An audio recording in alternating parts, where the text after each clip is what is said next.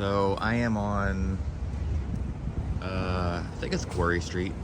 I don't know, some street. It's the one that Old City Coffee's on in Old City.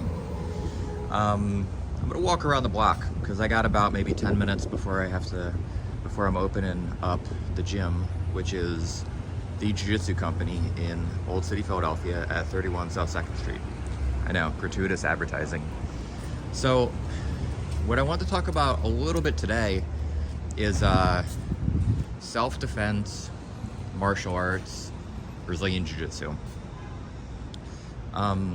Self-defense is a really weird topic because, like, if you're involved in martial arts industry, it's inevitable that you're going to be somehow, like, that self-defense is going to touch on your business or your practice somehow, right?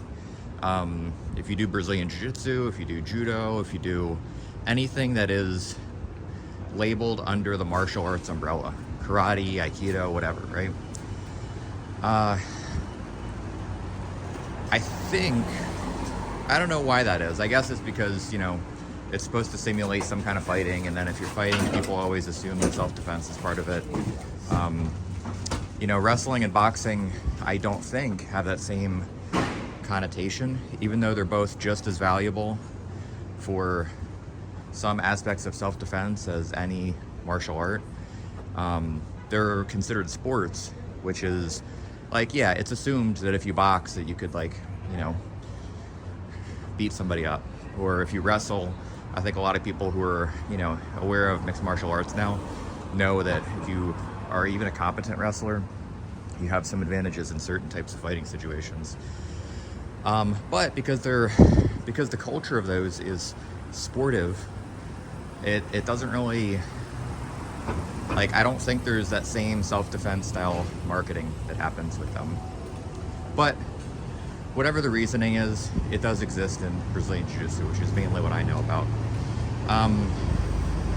So the thing about self-defense, one of the best practices that I ever got into was studying surveillance footage of people getting into violent encounters. People getting attacked, prison fights, street fights, self-defense scenarios. And the reason that's a good practice is because it gives you, obviously short of getting in those situations yourself, it gives you very clear, unbiased, secondhand, experience of what's happening. Or not experience, but you can see clearly, without any sort of lying, what physically is happening during the situation. If you've been attacked before, of course you can rely on your own experience as well. But even then, under stressful circumstances, like self-defense scenarios, memory and recollection can be inaccurate. So video footage it is. Watching video footage of that stuff gives you a sense of what violence actually looks like, the way that people respond to it. What it doesn't give you is what it actually feels like to be in a violent encounter, when your heart's pumping, your adrenaline is going, you have some sort of stress response, maybe you get, tunnel vision or you freeze or whatever. You can't really get a feeling for the emotional component of it, but what you can see is physically what's happening, which is very valuable too. So with video footage, what you do is you look at it and then you work backwards from that, right? So if you're concerned about self-defense scenarios and you've been in certain self-defense situations that you're worried about, maybe you drink a lot, you go to bars and you're worried about getting in a bar fight, or you walk home alone a lot and you're worried about getting jumped by a gang of kids, which is kind of more what my concerns are. Then what you do is you rely on your own experience, because that'll give you a sense of the emotional component of it. You listen to anecdotes from other people who've experienced that, so you can get a sense of what the emotional component is of it and the stress response. And you watch video footage of as many incidents as possible, so you can see clearly, without the emotional component, what are the physical things that are happening in those situations? And what does it actually look like?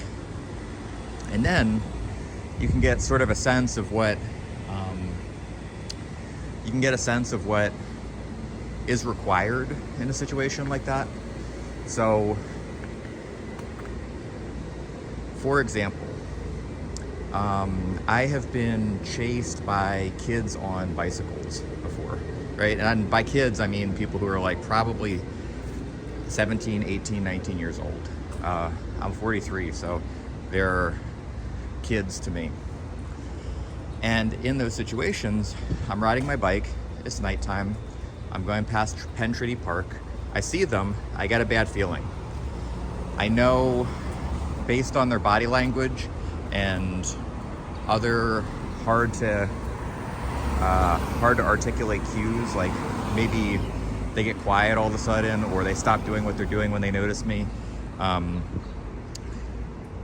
see those cues, and then based on those cues, let me go down the street real quick. Based on those cues, I take action, which was crossing to the other side of the street. I had to go that way, but I crossed to the other side of the street, and as I was crossing to the other side of the street, I came a little bit too close to them, and they started pedaling after me and throwing dirt and rocks at me, like clumps of dirt. And so I sped away. I didn't engage with them. I rode my bike away real fast, right? As fast as I could. It was an old bike. And so I look at that situation, and on paper, if there were surveillance footage of it, you would have seen maybe an overhead shot of me riding my bike, slowing down, visually looking at them visually looking at me, them slowing whatever activities they're doing down, and then and then us all proceeding with what we're gonna do, right? Them noticing me, them starting to move towards me on their bikes, them grabbing rocks and dirt, and then throwing those things at me, right? And so what that tells me is, okay, it probably was a group of about 5 or 6 kids. It's been a couple years since that particular example, but I think I remember it being about 5 or 6 kids.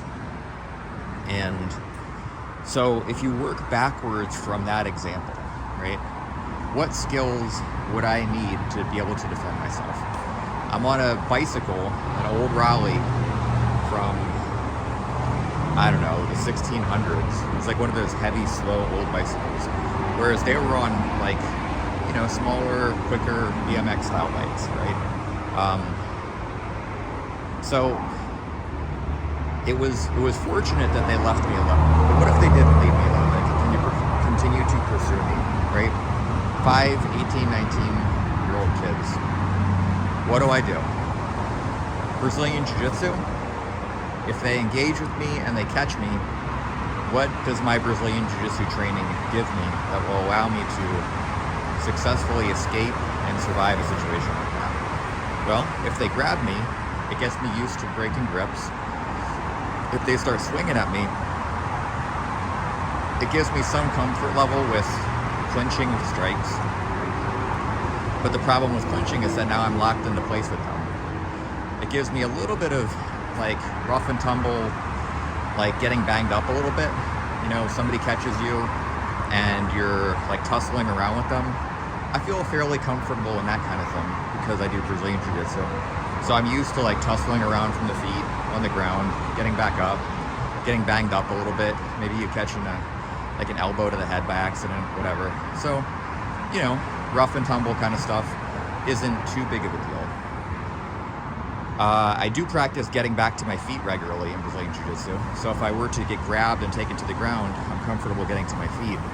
But once I get to my feet, I'm still, and at that time I was probably maybe 39, I guess, 38.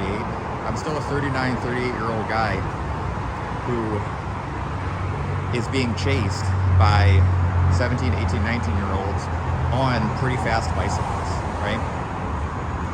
So people say, okay, run away. Well, am I faster than those kids on bicycles? What if they catch me? What if there are obstacles in my way? So, for example, if it was Penn Treaty Park, outside of Penn Treaty Park, right? In front of the park, there are a bunch of rocks. There's a statue. On the water side of the park, there's water, right? So I have to, that is a barrier. Sorry, on the street side of the park, there is traffic. And there's also, if I remember correctly, some road barriers in the middle. I can't remember off the top of my head. And then there's like a sandwich place, and there's a wall and a little fence, I think, right? Okay, so let's say I run, right? Let's say I'm fast enough to get a good head start on those guys. Can I navigate the obstacles in my way? Because running in a straight line away from people is different than running and having to navigate past obstacles or over obstacles or under obstacles. So let's say they catch me, I start running, I run towards the water, right? I run towards the water, I hit the water. What now? I got 5 guys on bicycles chasing me towards water. Do I jump in the water and swim for my life? Yeah, maybe. That's not a bad idea. Do I know how to swim? I do, because I learned how to swim in high school, and there was this, like a neighborhood swimming pool. I haven't done it in years, but I know how to swim. So I know if I jumped in the water, if I was in a pinch, I could probably at least wade into the water and maybe hope that they don't follow me. If they're throwing stuff at me, can I swim in such a way that I'm not gonna get nailed in the back of the head by a rock? Okay, so let's say I go the other way towards the street, and there's traffic, and there's a barrier, and then there's a wall, right? Like maybe a chest-high wall. Can I outrun them? Can I navigate through traffic? Can I hop a barrier, like a Jersey barrier? And can I hop a chest-high wall and then continue to outrun them? Well, yeah, I actually can, because I practice that stuff. So I practice, like, I don't know, it sounds stupid. I'm 43 years old now. I do like a little bit of like parkour kind of stuff. So it's a lot of like running, jumping, climbing, jumping over walls and things like that. I don't do any flips or anything like that, but I practice sprinting. I practice climbing walls. I practice, how you doing? I practice climbing walls and all that kind of stuff regularly. And so I feel confident that if I could get a head start on those guys now, I could probably get to a wall, hop the wall, and get a further head start, right? Maybe I'm more comfortable climbing walls and running than they are. So anyway, the point is, you look at the specific situation, you ask yourself what skills would be necessary in order to safely navigate that situation. And then you work backwards from that, right? If you're worried about getting carjacked, that is a different thing.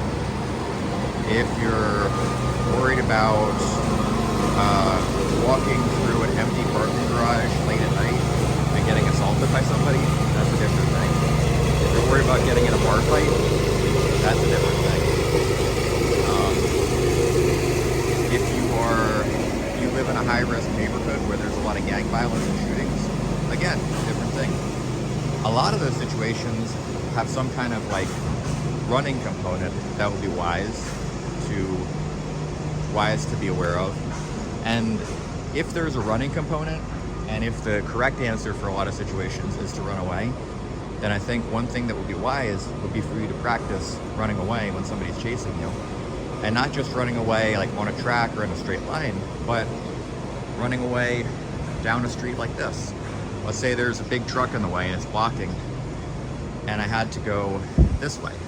Can I navigate the obstacles in the way? What if it's trash day? Can I jump over a bag of trash or a trash can? What if I have to run into this business right here? Right? Can I jump up on that little thing right there and then run through the kitchen? Can I hop this fence and maybe, I don't know, get behind it and hope that those guys can't hop a fence? So those are the questions that you got to ask yourself. But it's based on having an accurate picture of what the actual violent self-defense situations are that you are likely to get into. And what it's not is listening to a self-defense instructor say, hey, self-defense, you get in a self-defense situation, then martial art X is the thing that you got to do, right? Brazilian Jiu Jitsu, Gracie Jiu Jitsu, whatever, these are the things that you got to do. That's not the case, because Brazilian Jiu Jitsu is not the answer for every self-defense situation. It might not even be a part that shows up in a self-defense situation. It might be a valuable part in some self-defense situations. But the point is that it's just a tool in a toolbox of other tools that you need to have and have sharp if you are truly concerned about self-defense situations. For some people, striking is better. For some people, but it depends on the situation and depends on what you're capable of. If you're somebody who, had a bunch of knee surgeries, or for some reason can't run or anything like that, then, you have to find alternate options. Maybe training with a gun, a firearm, maybe that's the answer for you. But it comes from seeing what the situations are that you're actually likely to come into, and then having realistic answers for those situations, instead of just assuming that, whatever martial art X is going to prepare you for every self-defense situation. Because that's just marketing and that's just salesmanship, but it's not actual reality. So, I don't know. I think you get what I'm saying. Comment in the comments below. Let me know what you think about that. Self-defense is kind of a hot button topic for a lot of people. All right, I'll talk to you later. Bye.